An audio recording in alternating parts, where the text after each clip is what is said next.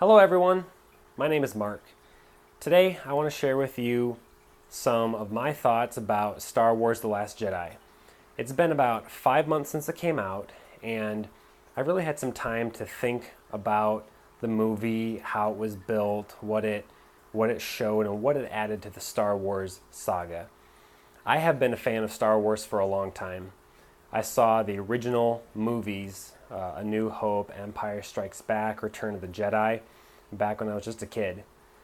And I think the first toy I ever purchased with my own money was a Star Wars toy. When I was a teenager, the prequels came out. And yes, they had a few of their flaws, but overall, I really enjoyed them. It was wonderful and fulfilling to see where the Jedi came from, what they were like when they were in their prime, how Palpatine came to power, what the galaxy was like before the rise of the Empire. It had a story. And yeah, the CGI might have been overdone in a few areas, but overall, I still enjoy watching them. So when I heard that Disney was taking over Star Wars, I wondered if they'd be able to improve on kind of the weak areas of the prequels, but keep the essence of the Star Wars films. And that's what we're going to discuss today. So to start with, I really don't know why they decided to throw out all the canonized stories and books about Star Wars. You have so many franchises like The Hunger Games, like Harry Potter, even the very Marvel comics themselves. They're all based on books, and the books were there and the comics were there before the movies were. Now, the Marvel movies keep coming out. Everybody knows who Black Panther was before it came out. Everybody knows who Thanos was. But guess what? We go to see it anyway because it's a compelling story and it makes sense. It has a start to finish. It flows. And sometimes the longer you watch it, the more you enjoy it. Some movies are like that. So we're going to go over 5 reasons of things that were either going to make or break The Last Jedi. So starting with number 1, J.J. Abrams and The Force Awakens, they gave it a pretty good foundation for The Last Jedi to build off of. There were a lot of things in there that were big question marks for the fans, like, okay, who is Kylo Ren? Okay, well, we know who he is. We know he's Han and Leia's son. We know he was training with Luke, and then somehow, some way, he goes to the dark side. Kind of. Like, they haven't really clarified, is he trying to become a Sith, or is he just a dark Jedi? They're kind of skipping over all the intricate details of Star Wars just so they can have their villains for the poster board. We see him with the mask of Vader, and you wonder, okay, he has Vader's old mask. It's kind of burned and melted. Where did he get it from? Did he go dig up Vader's grave somewhere, grab the mask, and take it to his bedroom so he could have it as a collectible? Where did he get off thinking that Vader was someone to be emulated? That was the idol, that was his hero? Anakin Skywalker as Vader eventually renounces the evil and saves Luke by killing Emperor Palpatine. How does that not make sense to Kylo? How did he miss that in the whole story that his parents and Luke taught him all these years? It's never explained. So we had that to start with, and I think a lot of us were expecting, okay, we're going to learn more about why Kylo is angry. We don't get it. Snoke. George Lucas did a wonderful job of building a story in his original 6 movies. We learn about the Emperor Palpatine. We learn about where he came from. We saw him come through the ranks and his deceitfulness and deception as he became Chancellor of the Republic and then eventually takes it over. It took Emperor Palpatine, 20 years from the end of episode 3 to the beginning of 4 to dissolve the Senate. that Governor Tarkin was talking about it with him. Like, yeah, that will no longer be a problem anymore. We're going to dissolve it. There was a huge buildup for this. Where does Snoke come from? I mean, he's an old, decrepit guy. He's been alive. He was alive when Emperor Palpatine was alive in Return of the Jedi. Where was he? Where did he learn his dark force powers? We were all expecting to learn some of this. We got nothing. Han's death. That was one of the kind of the deep, heart-wrenching moments of The Force Awakens. And they barely even mention him in The Last Jedi. There's a few moments of it when Rey meets Luke, but Luke never sheds a tear. You never see Leia grieving over his loss. Rey showed more emotion on screen about Han's death than Luke did. How is that right? She barely even knew the guy. She knew him for a day or two. Luke knew him for decades. And we can't have the closure to have Luke grieving over his friend. That was never followed up on. The lightsaber. Maz Kanata handed the lightsaber back to them and said, hey, it's a good story for another time. And where'd it come from? How'd she get it? Why was she important? When Rey hands it to Luke, everyone's expecting, the music is coming to a crescendo. We're expecting, okay, now we're going to get something.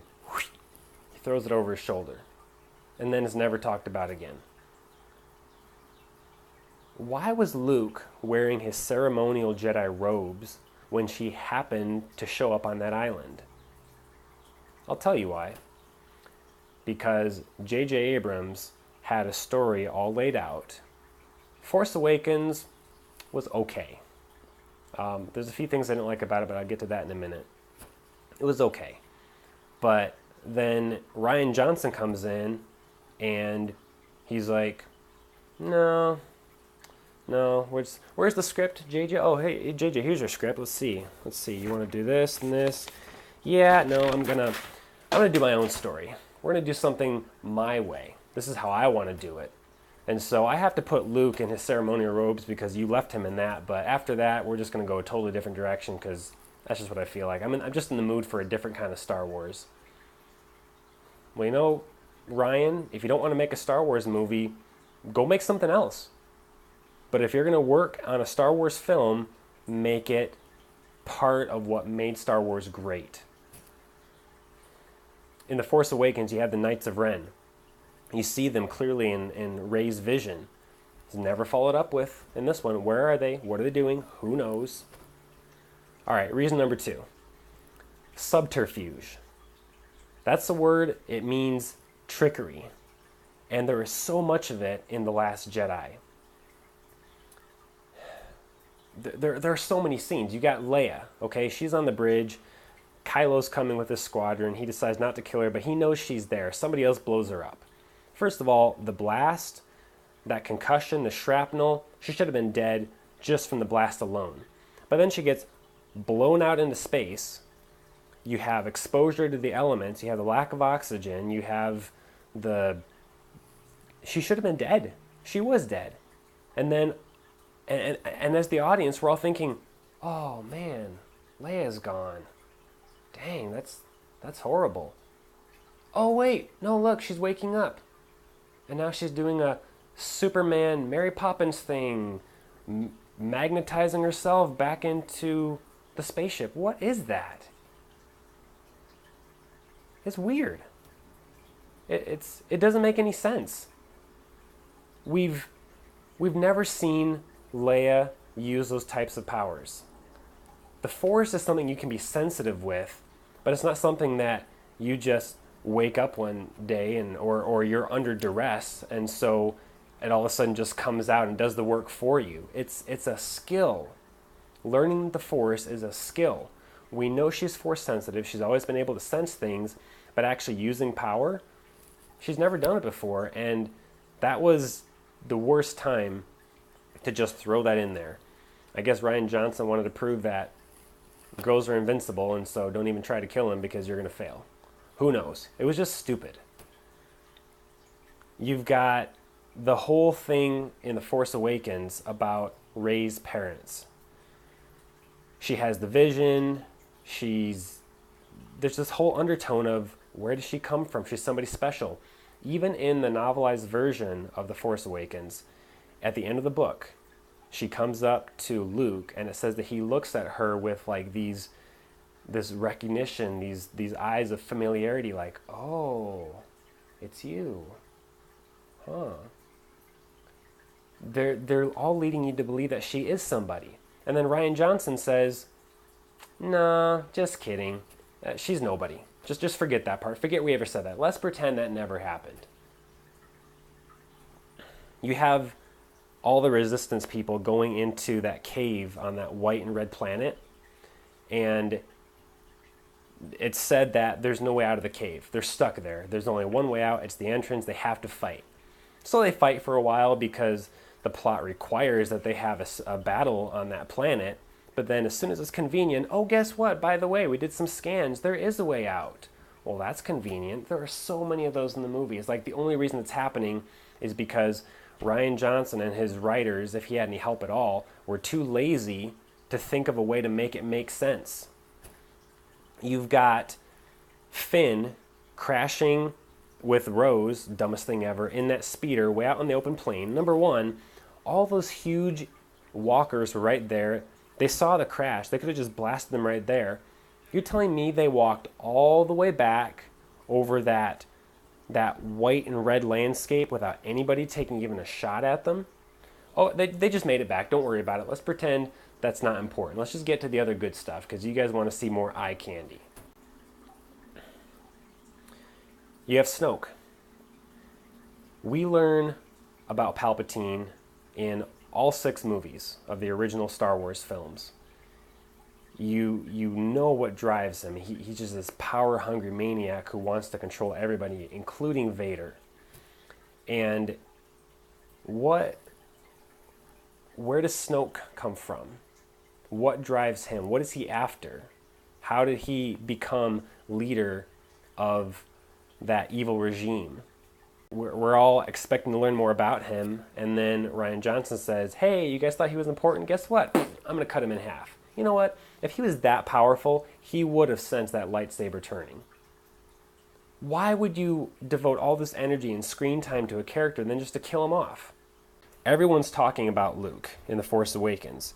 You have Laura Santeca talking about him, Poe talks about him, Rey talks about him. He's on everybody's mind. Han Solo says, ever since Luke disappeared, people have been looking for him. He was training a new generation of Jedi. One boy, an apprentice, turned against him, destroyed it all. Luke felt responsible. He just walked away from everything. Finn then asks, do you know what happened to him? Now, what comes next is the biggest clue we have that he went to do something. He went there for a reason.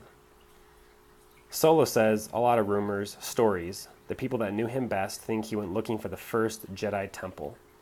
Han is one of those people that knew him best. He believes he went looking for the first Jedi temple. That was his way of kind of saying, like, that's what Leia and I and all the people close to him, we think that's where he went. He needed more tools than the tools that he had. And then you come to The Last Jedi, throws the lightsaber over his shoulder. Inappropriate humor. There was so much of it in this movie that just took away from the tension that you were trying to build. Rey asks him, like, what are you doing here? And he says, what? You think I've come here for no reason at all? That implies you've come here for a reason. Then in the very next breath, in this very same movie, he says, don't you get it? I came here to die. So he contradicted himself within a few minutes of him saying one thing, then he says the other thing. Well, what'd you do? Did you come here for a reason, or did you come here to die? Make up your mind. It doesn't make sense. It's like Rian Johnson, he looked at all the fan theories and he said, okay, what are the Star Wars moviegoers wanting to see? Okay, if they want this, we'll give them the exact opposite. They'll think that's exciting. We'll just change it up on them and make it totally unexpected. That's a stupid idea. It sucks. All right, reason number 3. Kylo and Snoke. Snoke is not supposed to be a Sith. George Lucas was very specific when he gave this to Disney, when he sold it to them, and he said, you can't bring back the Sith. That was a quest decades and decades in the making. The Sith rose to power over hundreds of years, and then the rebels took decades trying to overthrow them. That's accomplished, it's gone, it's done, you can't bring him back. So what is he? How did Kylo ever get together with him and start training under him? Rey. I never heard of this term before this movie came out, but she's a Mary Sue. She's perfect at everything, doesn't need any training. She never fails, never makes mistakes. She has no raw emotions. We can't relate to a person like that. If you are making a Star Wars film, you can't just cherry pick the parts that you like and disregard the ones that you don't want to deal with. Becoming a Jedi is like a martial art. It takes years and years of practice to even get good at it, much less become a master. You see Anakin Skywalker start training at about 10 years of age. When he's late teens, early 20s, he's decent, he's proficient, but he's still not as good as Obi-Wan is. Luke, so A New Hope, Empire Strikes Back, and Return of the Jedi, they take place over the course of 4 years. He didn't use the Jedi mind trick that he saw Obi-Wan use until 4 years after he began learning about the Force. Rey, she picks it up in the first few minutes. Oh, and by the way, she's never seen it done before either. It just kind of occurred to her, and she uses it. Kylo Ren, he trained with Luke. Luke was surrounded, if you count the Knights of Ren plus all the other dead guys that were in the Vision, there were like 10, 20 guys there. That would have taken years to teach and train and to kind of have that group together. So Kylo Ren had to have worked with Luke for at least a couple years. Okay, now go to The Force Awakens. He's fighting with Rey with a lightsaber, and she's not only holding her own but injuring him. And then he goes to force grab the lightsaber, and she takes it away from him. She didn't even know about the Force a few days ago. How can she be more powerful than he is? He was the one that stopped the blaster bolt in midair in the opening scene of the film. It doesn't work that way. Like Han said, that's not how the Force works. In The Last Jedi, in Snoke's quarters, you see them fight the Red Guards.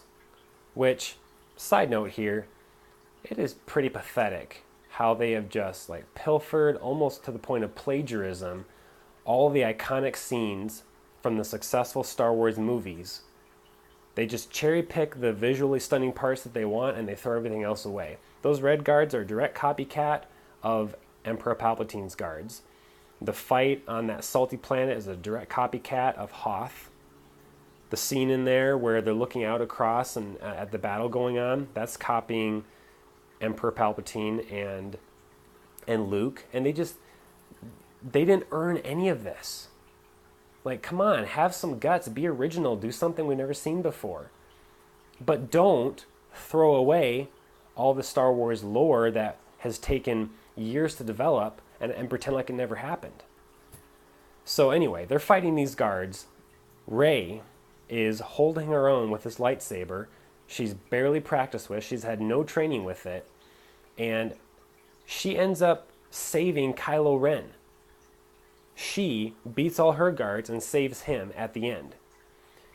Check out, there's a scene in this fight where one of the Red Guards splits his weapon and he has two like force knives. And he's wielding them, he's fighting with them, and then in one part, he's got one arm around Rey and the other knife is behind her back. And you see in the exact same frame, he's got the knife and then he goes behind her back and then the knife magically disappears as he sits there and holds her in this chokehold. Why? Because it was a plot hole. Rian Johnson is watching it with his group of cronies, and they say like, "Oh, look at that! He could have killed her right there. Oh, we can't have that. Tell you what, let's just edit that out digitally. Nobody will notice. Just kind of make that disappear. Well, we did notice, and it's stupid. End of the fight. They're both going for Luke's lightsaber. You have Kylo Ren with his years of training under Master Luke and Snoke. And then you have Rey. She didn't even hear about the Force until a few days ago. The training that she has had with Luke amounts to a few minutes, maybe a few hours total. He spent most of the time running away from her on that island. And they're equal. She can't best him, he can't best her, they're equal. Years of training against minutes or hours of training. I'm sorry, I don't buy it. That's ridiculous. Reason number 5, and this is the worst one. They murdered Luke's character. They ruined him. They humiliated him. In an interview, Luke said, "Why do I have to be pushed out of my comfort zone?" Harrison Ford didn't get pushed out of his comfort zone. He got to be Han Solo. He got to be himself. He got to reprise his role as that character and do what he did best. Why do I have to go through this? Well, you know what, Mark Hamill? It wasn't fair. I challenge you to go back through the original 4, 5, and 6. Look at every single line that Luke ever says. He is always filled with hope, with optimism, with love. He cares about his friends. He cared about his aunt and uncle.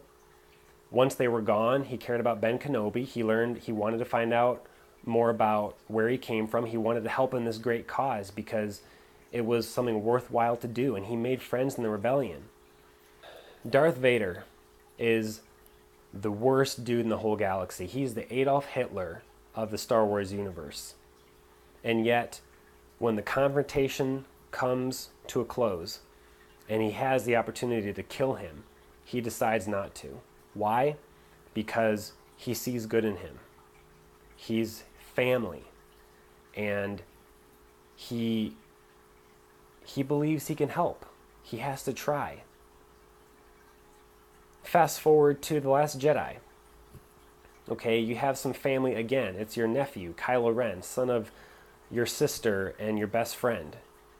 And you are training them. You come up to him one night and you sense that he might do something bad in the future. You have premonitions that he might have some weaknesses. So, let's kill him in his sleep. Yeah, that's a great idea. That's what Jedi Master Yoda would want you to do. He would never have done that.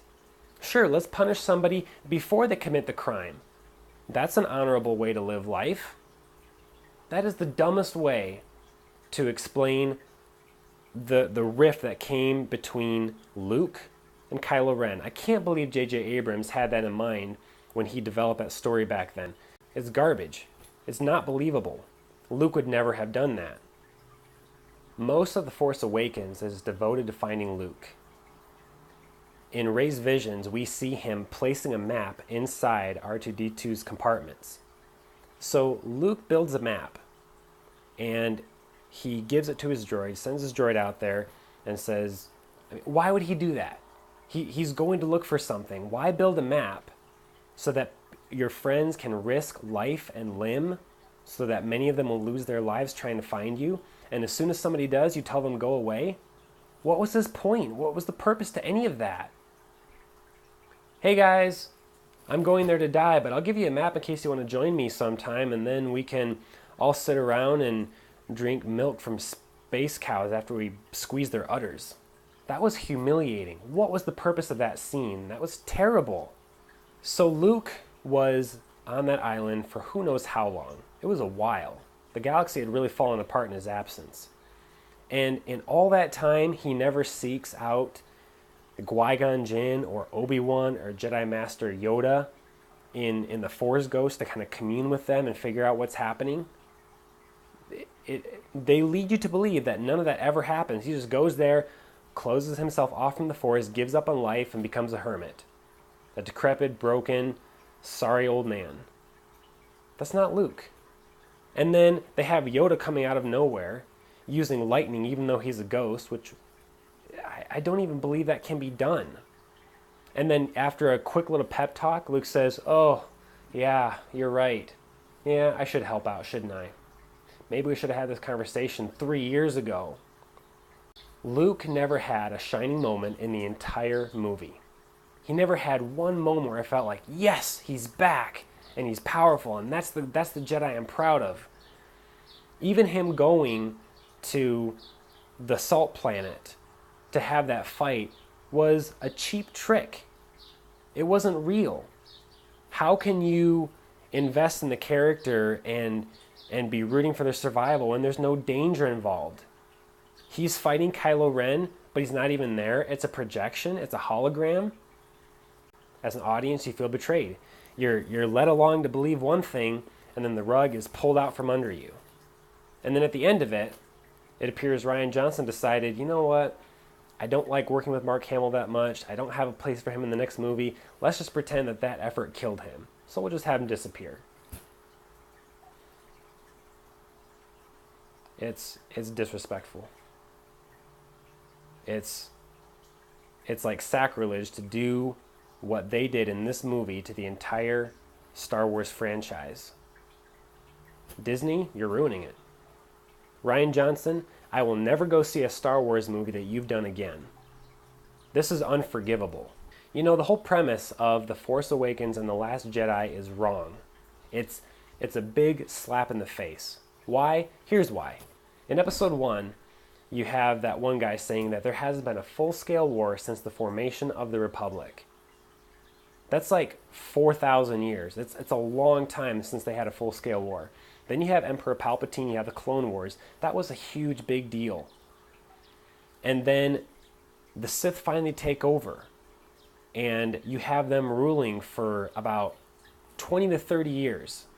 And then the rebels, there were thousands of senators that signed that petition to try to persuade Palpatine to stop the fighting. Most of them went funneled over and became the resistance. They were well organized. They tried to keep it a secret until they were strong enough, and they fought back. It took them years to overthrow the Empire, and they finally did, and it's the dawn of a new day. And then 30 years later, guess what? They all sat around and did nothing.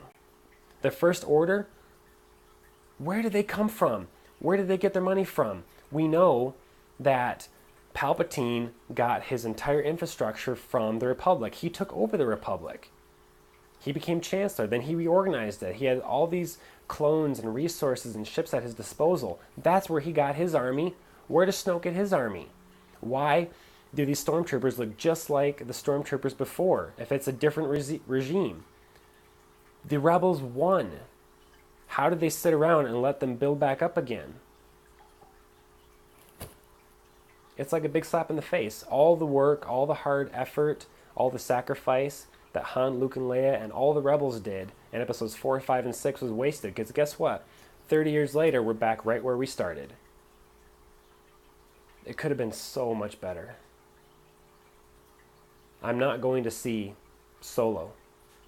You know what, Disney? You have squandered a priceless opportunity. You had Harrison Ford, Mark Hamill, and Carrie Fisher all together to reunite the cast and have them hand the baton to the next generation, and you've wasted it. You'll never have that chance again. I still have hope that there can be good Star Wars films coming out in the future. Write your story first.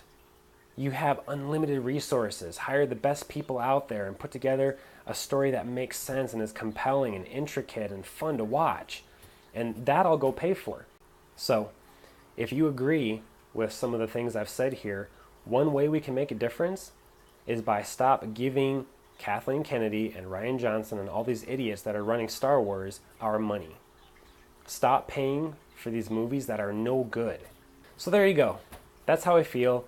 Those are my opinions. I'm still hoping for the best. I want them to make good Star Wars films again.